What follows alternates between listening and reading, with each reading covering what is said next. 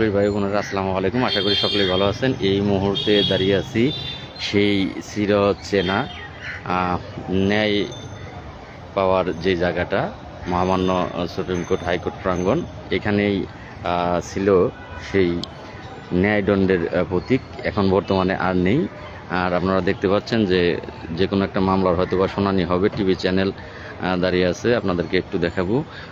অনেক TV channel দাঁড়িয়ে আছে, তো হয়তো বা কোনো মামলার রায় আজকে হবে। সেই রায়কে কেন্দ্র করেই আপনাদেরকে আমি দেখানোর চেষ্টা করব। তো যাই হোক, কিছু গুরুত্বপূর্ণ কথা বলবো। খুব ছোট্ট সময়ের লাইভ, কে যুক্ত হবেন কে হবেন না জানি না। তো আপনারা পরবর্তীতে লাইভটি অবশ্যই বেশি বেশি করে শেয়ার করবেন, যে যখন যেখান থেকে দেখবেন। তো প্রিয় গ্রাম পুলিশ ভাই বোনেরা, আপনারা দেখেছেন যে 45,870 জন গ্রাম পুলিশের ভাগ্য পরিবর্তন করতে সেই 2018 সালে একটি মামলা করেছিলাম, রিট পিটিশন মামলা। সেই মামলার বাদী আমি। তো মামলাটি হাইকোর্টে রায় হওয়ার পরবর্তী আপিল হয়, সরকার পক্ষ আপিল করে। বর্তমানে সুপ্রিম কোর্টে আপিল বিভাগে মামলাটি আছে। তো আমি দীর্ঘ প্রায় 1 বছর পরে কোর্টের প্রাঙ্গণে পা রাখলাম। তো আশা করি, যেহেতু কোর্ট প্রাঙ্গণে পা রেখেছি, মামলাটি দ্রুত শুনানি হবে এবং আমাদের পক্ষে রায় হবে, এই আশা ব্যক্ত করছি। অপরদিকে কর্মচারী ইউনিয়ন কেন্দ্রীয় কমিটি তারা কিন্তু গতকাল বিল্লাল ভাইয়ের একটি পোস্ট আপনারা দেখেছেন, সকলেই হয়তোবা দেখেছেন, যেহেতু আমি দেখেছি।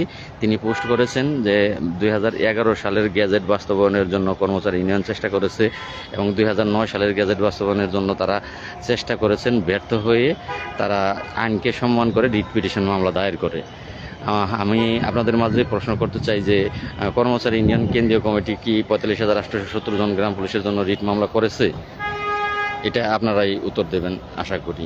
তো আমার জানা মতে তো তারা কোনো মামলা করেনি, কিন্তু বিল্লাল ভাই কিন্তু বলেছেন যে তারা এই আইনকে সম্মান করে রিট পিটিশন মামলা করেছেন এবং রায় পেয়েছেন। রায়ের পরে মামলাটি সুপ্রিম কোর্টে আপিলে আছে। তো আপনাদেরকে অবগত করি, এই যে তারা একটা এগুলো নাটক শুরু করে কিছুদিন পর যখন এইখানে তারা এই কেন্দ্রীয় কমিটির সকল চাঁদা বন্ধ হয়ে গেল, তখন তারা আবার এই রিট পিটিশন মামলা নাকি তারা করেছে, এইটা বিল্লাল সাহেব বলেছেন। এবং ইতিপূর্বে রিট পিটিশন মামলার নাম করে কিন্তু তারা দেশব্যাপী সারা বাংলাদেশ থেকেই প্রচুর পরিমাণের একটা টাকা কালেকশন তারা করেছিল। আপনারা সকলেই জানেন। আলহামদুলিল্লাহ ভাই, ভালো আছি। তো এক দিনাজপুরের উদাহরণ যদি দিই, আপনারা দিনাজপুর জেলার প্রত্যেকটা থানাতে জানতে পারবেন। দিনাজপুর জেলার থেকে প্রতিজন গ্রাম পুলিশের থেকে 600 করে টাকা, সম্পূর্ণ জেলার থেকে 4 থেকে 5 লাখ টাকা তোলা হয়েছিল দিনাজপুর জেলার থেকে। সেই 4 থেকে 5 লাখ টাকা তুলছিল যিনি, তার নাম হচ্ছে নজরুল, কেন্দ্রীয় কমিটির দায়িত্বে আছে তিনি, গ্রাম পুলিশ কর্মচারী ইউনিয়ন কেন্দ্রীয় কমিটির দায়িত্বে আছে। আর এই দিনাজপুর জেলা সভাপতি তিনি। সে এই 4 থেকে 5 লাখ টাকা তোলার পরে একটা টাকাও কিন্তু সে এই রিট পিটিশন মামলায় খরচ করেনি বা আমাকে দেয়নি। সেই টাকাটা তারা গ্রাম পুলিশের যেই কেন্দ্রীয় কমিটির নেতৃত্ববৃন্দ আছে তারা ভাগবাটোয়ারা করে নিয়েছে। অনেক গ্রাম পুলিশ সদস্য এখনও আমাকে ফোন করে জানায় যে ভাই, আমরা 600 করে টাকা দিয়েছিলাম, সমস্ত জেলা টাকা দিয়েছিলাম। তো আসলে সেই টাকাগুলো কর্মচারী ইউনিয়ন ভাগবাটোয়ারা করে খেয়েছে, তারা মামলায় 1 টাকা খরচ করেনি বা আমাকেও দেয়নি।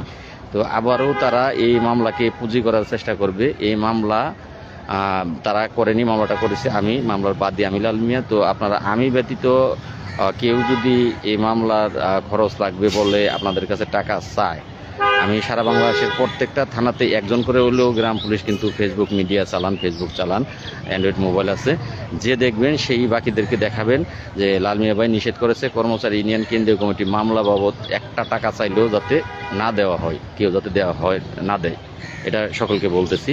আর একটি কথা বলবো যে ইনশাল্লাহ, যেহেতু আজকে কোর্টে এসেছি, আপনারা যদি সহযোগিতা না করেন তাহলে সম্ভব না ভাই। 45,000 মানুষের দায়িত্ব একজন মানুষ, এটা নিয়ে কখনোই সম্ভব না। তো কোর্টে আসলাম, কথা হইল, সব জায়গায় দৌড়দৌড়ি শেষেই কিন্তু লাইভে আসলাম, কথা হইল। ইনশাল্লাহ খুব দ্রুতই এই মামলাটি শুনানি করাবো। আশা করি এই মাসের মধ্যে, আজকে তারিখ কত, 11 তারিখ, এই মাসের মধ্যে শুনানি হবে, যদি আপনারা পাশে থাকেন, সাথে থাকেন। কারণ আপনারা এইটা তো বুঝেন যে একটা মামলা সুপ্রিম কোর্টে, সেটা রায় করাতে গেলে এখানে টাকার বিষয় আছে, যে কাগজপত্র তুলতে হবে, সেই কাগজপত্র তুলতেও টাকা লাগবে। তো আপনারা সকলেই বলেন পাশে আছি, সাথে আছি, কিন্তু আসলে মূলত কেউ কিন্তু পাশে থাকেন না, সাথে থাকেন না। তো আপনাদেরকে মন খারাপ করবেন না কথা শুনে, যে কি কিভাবে আপনারা পাশে আছেন? আমি জেলে গেলাম, আপনারা কি আমার সাথে কেউ জেলে গিয়েছিলেন? আমি তো ৪৫,৮৭০ জন গ্রাম পুলিশের জন্য জেলে গিয়েছিলাম। কেউ কি আমার সাথে আপনারা জেলে গিয়েছিলেন? না, আপনারা কেউই আমার সাথে জেলে যাননি। তাহলে কিভাবে আপনারা আমার সাথে আছেন, পাশে আছেন? কেউ কি আমার বাড়িতে এসে সমবেদনা প্রকাশ করেছিলেন? বা আমার জামিন হইতে যে টাকা পয়সা লেগেছিল, কেউ কি আমাকে ১০টা টাকা জামিন হওয়ার জন্য আপনারা দিয়েছিলেন? তাহলে কিভাবে আপনারা আমার সাথে আছেন, পাশে আছেন? বলেন যে ভাই সাথে আছি, পাশে আছি, এগিয়ে যান। আসলে ৪৫,৮৭০ জন গ্রাম পুলিশ, এই যে ১,০০০ টাকা বেতন বাড়ছে, সেই টাকাটা কিন্তু সকলেই পাবেন। ৪৫,০০০-এর সকলেই পাবেন। এখন ভালো কোনো কিছু হলে সেটা সকলেই পাবেন, কিন্তু সেই ভালো কোনো কিছু করার জন্য যে দৌড়াতে হয়, কষ্ট করতে হয়, সেখানে যেই শ্রম, টাকা, সেগুলো আপনারা একটা টাকা বহন করতে চান না। কেন চান না আমি বুঝি না। যে আসলে ১০০ করে টাকা দিলে কিন্তু এই মামলা তো চলবে। আমার যতগুলো মামলা আমার নামে, কৃষ্ণর নামে, আমাদের নামে, যাদের নামে হয়েছে, মামলাও কোনো ব্যাপারই না যদি আপনারা ১০০ করে টাকা দেন। একজন মানুষ ১০০ টাকা দিতে গিয়ে ১০০ বার ভাবেন, ১০০টা কথা বলেন যে কাকে বিশ্বাস করব। একজন এক এক রকম প্রশ্ন কিন্তু করেন যে কাকে বিশ্বাস করব।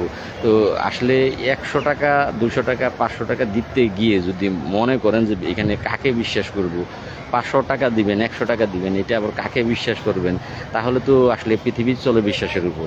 আপনি কখনোই কিন্তু মহান আল্লাহ রাব্বুল আলামিনকে দেখেননি। আল্লাহকে বিশ্বাস করেই কিন্তু সেই ধর্মটা, ইসলাম ধর্মটা পালন করেন। আপনি হিন্দু হলে আপনি ভগবানকে দেখেননি, কিন্তু বিশ্বাস করেই কিন্তু আপনি সেই ধর্মটা পালন করেন। এমনকি ধরেন আপনার আমার পিতাকে, এটা কিন্তু আমরা জানি না, আমার মা বলেছে, আপনার মা বলেছে এইটা তোমার পিতা, তো আপনি সেটা বিশ্বাস করে, আমি সেটা বিশ্বাস করে তাকেই পিতা হিসেবে আমরা জানি বা আব্বা বলে ডাকি। এখন বিশ্বাসের উপরেই কিন্তু পৃথিবী চলে। আপনারা এত কিছু করার পরেও এই ৫ মাস ৪৫,৮৭০ জন গ্রাম পুলিশের জন্য জেল খাটলাম, তো তারপরেও যদি আপনারা আমার প্রতি বিশ্বাস না থাকে, বলেন যে বিশ্বাস কাকে করব? এটা তো ভাই আসলে কি বলবো, এটা হলো আপনারা একটা তাল বাহানার কথা বলেন। তো যদি আমাকে বিশ্বাস না করতে পারেন, আমার তো মনে হয় যে গ্রাম পুলিশ বাহিনীর মধ্যে এমন কেউ জন্মই হয়নি যে আমার মতো করে গ্রাম পুলিশ নিয়ে ভাববে, আমার মতো করে গ্রাম পুলিশের ভাগ্য পরিবর্তনের জন্য চেষ্টা করবে, যে নিজের জীবনের চিন্তা করবে না, জেল খাটতে পারে। যদি এখানে কোনো অপশন দিত যে ফাঁসি, একজন মানুষের ফাঁসি দিলে তাহলে আমরা এই ৪৫,৮৭০ জন গ্রাম পুলিশের জাতীয়করণ করে দেব, যদি এই কথাটা এখানে বলতো, তাহলে আমি সেই ব্যক্তি বুক ফুলিয়ে বলতে পারি যে আমি লাল মিয়া বলতাম যে আমাকে ফাঁসি দেন, আমার ফাঁসি কার্যকর করেন, ৪৫,৮৭০ জন গ্রাম পুলিশের ভাগ্য পরিবর্তন করে। তো যাই হোক, তারপরেও যারা বিশ্বাস করবেন না তাদেরকে আসলে বিশ্বাস আর কি দিয়ে করাবো, আর কি করলে আপনারা বিশ্বাস করবেন? দাদা ভালো আছেন আপনি? আলহামদুলিল্লাহ ভাই ভালো আছি। আপনি পারবেন গ্রাম পুলিশের ভাগ্য পরিবর্তন করতে? ধন্যবাদ ভাই। বৃদ্ধি বেতন হচ্ছে কি ভাই, কখন ভাই? এখন বৃদ্ধি বেতন নিয়ে লাইভটা করছি না, লাইভটা যে বিষয়ে করছি সেই বিষয়ে কথা বলেন যে বৃদ্ধি বেতন পাবেন আপনারা, সামনের মাস থেকে পাবেন। তো যাই হোক, আপনারা, আমি আশা করি যে এই ১০০-২০০ টাকা দিতে যে কেউ প্রশ্ন করবেন না যে এই কাকে দেব, কি হবে। দয়া করে আপনাদের হাতে পায়ে ধরি, আপনারা এই অপশানগুলো বাদ দেবেন। ১০০ টাকা দিতে একজন মানুষের চার দোকানে নিয়ে বসলে ১০০ টাকা চা খাইতে লাগে। তো সেই ১০০ টাকা চা না খেয়ে যদি মনে করেন যে আপনার ভাগ্য পরিবর্তনের জন্য আপনি লাল মিয়ার হাতে তুলে দিচ্ছেন, আমি লাল মিয়া হিসাব দিতে প্রস্তুত আছি। এবং আমি লাল মিয়া আশা করি যে আপনারা যে সহযোগিতাটা করবেন, সেই সহযোগিতার টাকা ১০ টাকা আমি খাইলে যদি ১০০ টাকা আসে, যদি ২০ টাকা আমি আমার বাড়িতে খরচ করি, ৮০ টাকা আমি আপনাদের পিছনে খরচ করি। অনেক ক্ষেত্রে অনেক সময় আপনারা ১০০ টাকা দিলে সেই ১০০ টাকায় হয় না, ৩০০ টাকা লাগে, আরও ২০০ টাকা আমি জোগাড় করে আপনাদের পিছনে খরচ করি। তো আমি আশা করি আপনারা আমার পাশে থাকবেন, সাথে থাকবেন। অনেকগুলো কাগজপত্র তুলতে দিয়ে গেলাম, টাকা দিতে পারলাম না, আপনারা সহযোগিতার কথা বলেছিলেন। তো যাই হোক, এই ৭টার মধ্যেই, বুধবারের মধ্যে কাগজপত্র হাতে পাবো, আজকে তুলতে দিলাম। তো আপনারা, আমি আশা করি যে বুধবার দিন কাগজপত্রগুলো নিতে যখন নেব তখন টাকা লাগবে। আশা করি যে আপনারা এই বুধবার বৃহস্পতিবারের মধ্যে টাকা আপনারা দেবেন, এটা আমি আশাবাদী যে আপনারা এই ২ দিনের মধ্যে, আজকে রবিবার, সোম, মঙ্গল, বুধ, এই ২-৩ দিনের মধ্যে আপনারা টাকা দেবেন এবং মামলাটি শুনানি করাবো এবং রায় আমাদের পক্ষে হবে, সুপ্রিম কোর্টের রায়। আর সেই রায়টা আমরা বহাল করানোর জন্য যা যা করণীয় আমরা সেইভাবেই আগাবো। ইনশাল্লাহ আপনারা আমার পাশে থাকবেন। আর একটা কথা বলি, এই লাইভের পরেই হয়তো বা কোর্টে দৌড়ঝাঁপ শুরু হয়ে যাবে আবার অনেকেরই, কারণ যখনই আমি কোনো জায়গায় কাজ করতে যাই তখনই কিন্তু যারা অন্যান্যরা আছে তারা সেখানে আবার কাজ শুরু করে। তো আজকের এই লাইভ দেখার পরবর্তীতেই দেখবেন যে অন্যরা আবার দৌড়ঝাঁপ শুরু করেছে। তো আমি আবারও আপনাদেরকে দেখানোর চেষ্টা করব যে এইখানে ন্যায় দণ্ডের যে প্রতীক সেটা ছিল, কিন্তু বর্তমানে নেই। তো জায়গাটা আগে চিরচেনা ছিল, এখন চিরচেনা নেই। তো আপনারা আরেকটু দেখানোর চেষ্টা করব যে এইখানেই এইখানেই কিন্তু ব্রিফ দেওয়া হয় যখন আইনজীবীরা কোনো মামলার শুনানি হয়, শুনানি শেষে এখানে ব্রিফ দেওয়া হয়। আজকেও কোনো মামলার হয়তো বা শুনানি শেষে ব্রিফ হবে, প্রস্তুতি চলতেছে, সাংবাদিক মিডিয়া দেখছেন আপনারা। তো যাই হোক, অনেক কথা হলো, আর কথা বলবো না। এখান থেকে চলে যাব, আরেকটি অফিসে যেতে হবে আপনাদের জন্যই। আমি ছিলাম, আছি, থাকবো। তো আসলে অর্থনৈতিকভাবে হয়তো বা অনেকটাই দুর্বল। আপনারা এটাও বুঝেন যে টাকা ছাড়া কিন্তু এই আপনার একটা থানার থেকে আরেক থানায় যেতে পারেন না, গাড়ি ভাড়া লাগে, সারাদিন থাকতে হলে খেতে লাগে। তো টাকা ছাড়া আসলে মুশকিল। তো এই বিশেষ করে এই মামলাটা, এটা টাকা ছাড়া কখনোই কোনোভাবেই সম্ভব না। আর এই মামলাটিকে যারা লং করেছে, এই মামলাটি কিন্তু শুনানির টপ লিস্টে চলে এসেছিল। সেই টপ লিস্ট থেকে মামলাটি আবারও ডাউন লিস্টে চলে গিয়েছে। যাদের কারণে গিয়েছে তাদের মুখোশও উন্মোচন করব, একদিকে কাজ করব, আরেকদিকে তাদের মুখোশও উন্মোচন করব যে কারা এই মামলাটিকে, টপ লিস্টের মামলাটিকে আবার ডাউনে নিয়ে গেল, এই মামলাটি শুনানি হইল না।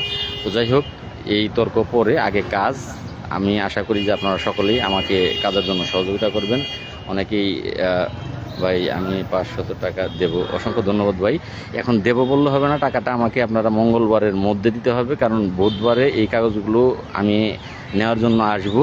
আমি আপনাদেরকে বলেছিলাম যে 20-30 হাজার টাকা এখানে খরচ যাবে। তো এই টাকাটা যদি আপনারা না দেন, আপনারা এটা তো বুঝেন যে আসলে আমার দ্বারা এককভাবে কি এই 20-30 হাজার টাকা সম্ভব। এখন বর্তমানে আমি নিজেই কিন্তু খুব খারাপ অবস্থানে আছি। আপনারা জানেন যে আমি 5টা মামলা আপনাদের জন্য 5 জেলাতে হয়েছে। সেই মামলাগুলোর হাজিরা দিতে খুব কষ্ট হয়। হাজিরা দিতে গেলে এক একটা মামলায় 500 হাজার টাকা করে হাজিরা দিতে লাগে, গাড়ি ভাড়া সহ, আসা যাওয়া সহ লাগে। তো সেই টাকাটা জোগাড় করে আমার জন্য মুশকিল হয়ে দাঁড়ায়। তারপর আবার নিজের পরিবার পরিজন আছে, ফ্যামিলি চালাইতে হয়, সেখানে খুব হিমশিমের মধ্যে আছি। আর 8 লক্ষ টাকা দিয়ে আমার সবগুলো মামলা জামিন হইতে লেগেছে। তো সেখানেও হাওলাত বাওলাত আছে। তো সব মিলিয়ে আপনারা যদি সহযোগিতা না করেন তাহলে আমি কিন্তু এগোতে পারবো না। আপনারা যারা বলেন যে এগিয়ে যান লালমিয়া ভাই, আমরা আপনাকে দেবো, তো আমি পাবো কোথায়? আমি নগদে পাবো কোথায়? এই যে আজকে আসলাম।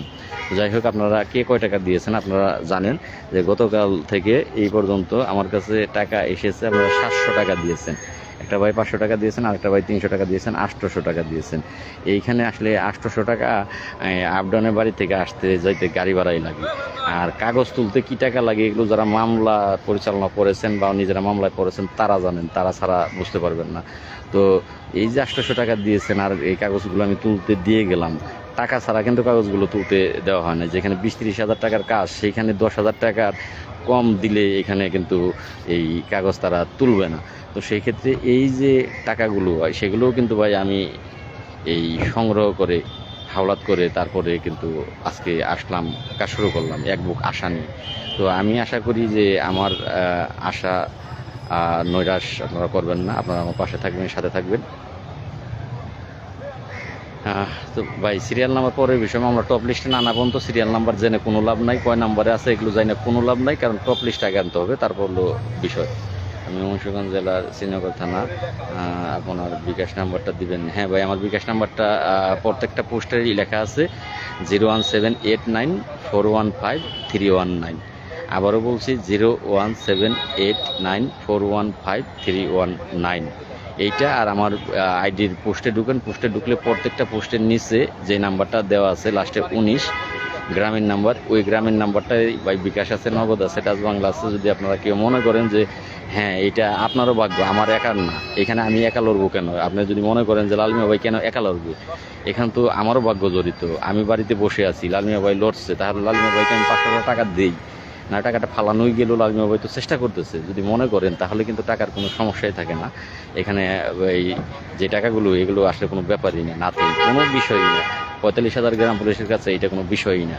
তো আমি আশা করব যে আপনারা সকলেই এগিয়ে আসবেন, ভালো থাকবেন সকলেই, কারণ আমাকে আবার আরেকটা অফিসে যেতে হবে, কিছু কাজ আছে আপনাদের জন্য। কাজগুলো এই সারাটা দিন আপনাদের পিছনেই ব্যয় করব, খাই আর না খাই, পকেটে খুব একটা টাকা নাই।